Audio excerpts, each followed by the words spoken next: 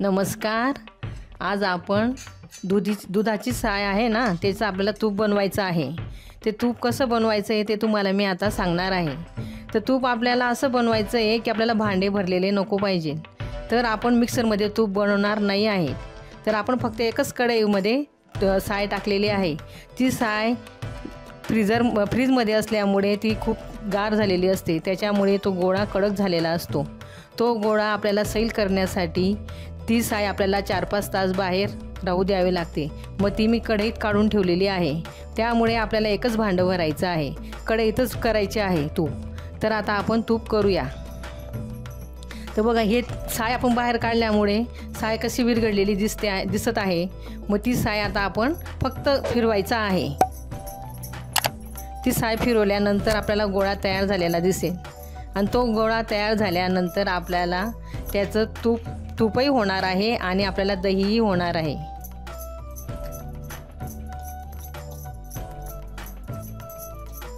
साय फिरवत असताना आपल्याला तो गोळा तयार झाल्यानंतर म्हणजे समजून घ्यायचं की लोणी तयार होत आहे. गोळा तयार झाला म्हणजे आपल्याला तो लोणीचा गोळा पाण्याने स्वच्छ धुवायचा आहे.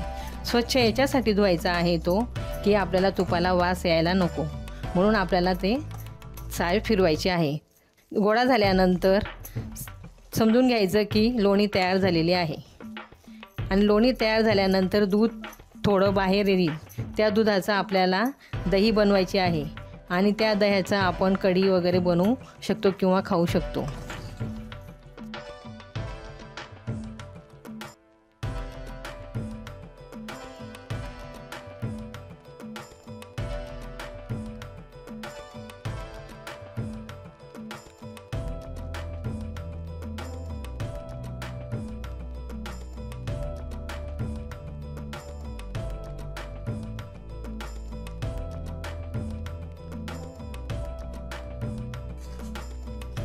बघा, आता आपण हे लोणी साय फिरवल्यानंतर लोणी तयार झालेली आहे. लोणी तयार झाल्यावर बघा, आता हे दूध बघा कसं बाहेर येत आहे. ह्या दुधाला आपण पातेलीत काढून घेणार आहोत. आता लोणी तयार झालेली आहे, तर आपण हे आता पातेलीत काढू दूध.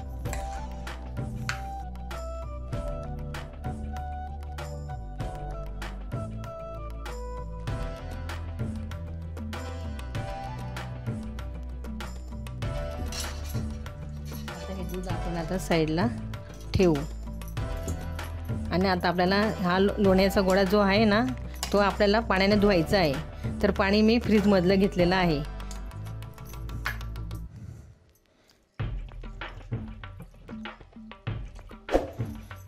बघ, आता हा गोळा घट्ट झालेला आहे.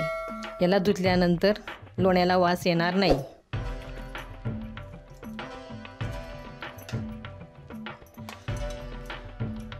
आणि हे पाणी आता फेकून द्यायचं आणि परत नवीन पाणी टाकायचं, परत धुवायचं. त्याला असं 3 वेळेस करायचं.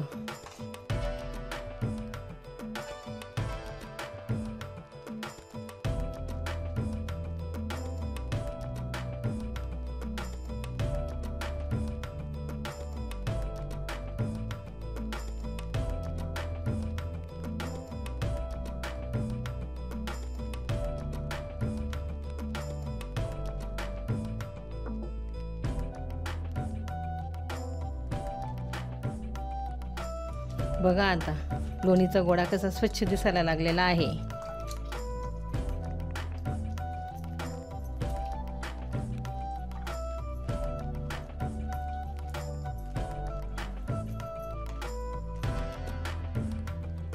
आता आपण कढई गॅसवर ठेवणार आहोत आणि तूप तयार करणार आहोत.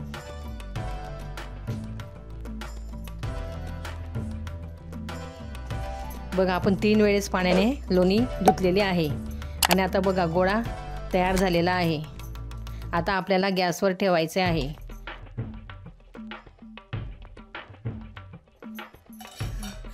आपण आता साईमधले हे दूध काढलेलं आहे, त्यात आपण आता विरजण घालत आहोत. विरजण घातल्यानंतर दही तयार होणार आहे. मग दही तुम्ही कशासाठी उपयोगात आणू शकतात.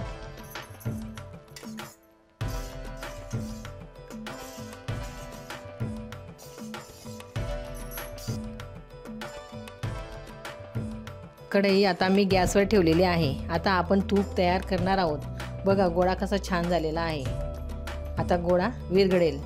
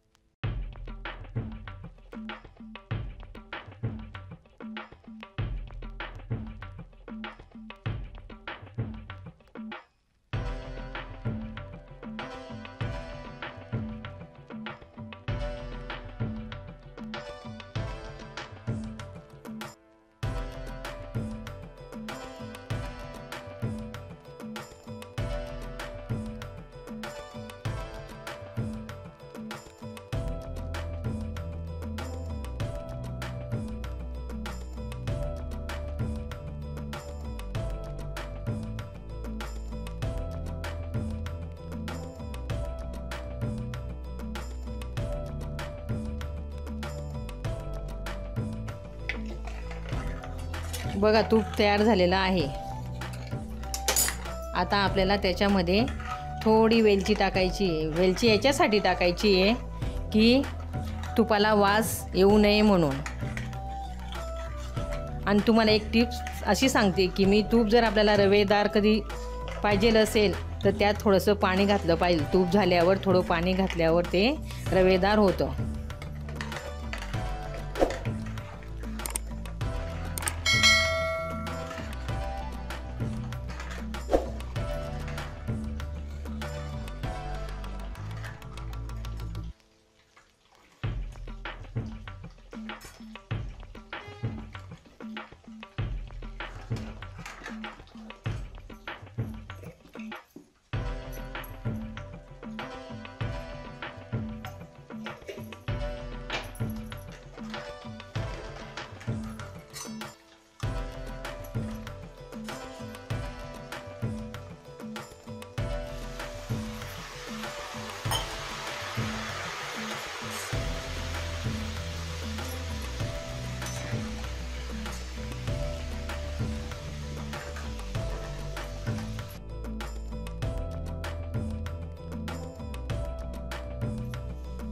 मेथीचे लाडू कसे बनवायचे हे जर तुम्हाला जाणून घ्यायचे असेल तर वर दिलेल्या आय बटनाला क्लिक करा।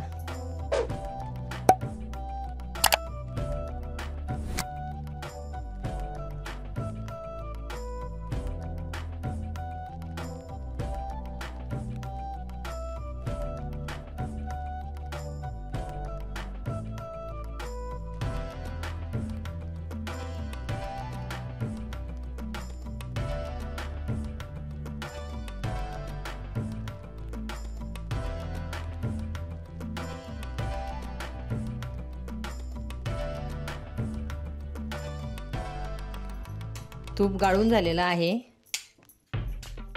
तूप गाळून झालेलं आहे। आता तर आपल्याला ही बेरी फेकायची नाही आहे, तर या बेरीची आपल्याला कॅडबरी बनवायची आहे। तर मी तुम्हाला आता कॅडबरी बनवून दाखवत आहे। तर बेरीमध्ये आपल्याला काय टाकायचं आहे, तर बेरीमध्ये आता आपल्याला गूळ घालायचा आहे। गॅस मी आता ऑन केलेला आहे।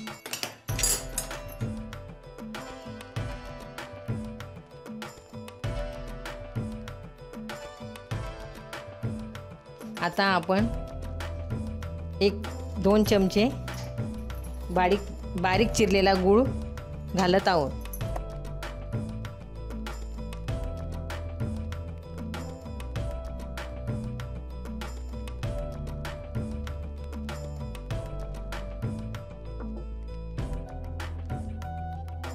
गूळ विरघळलेला आहे, तर आपण आता त्यात थोडी तीळ घालू।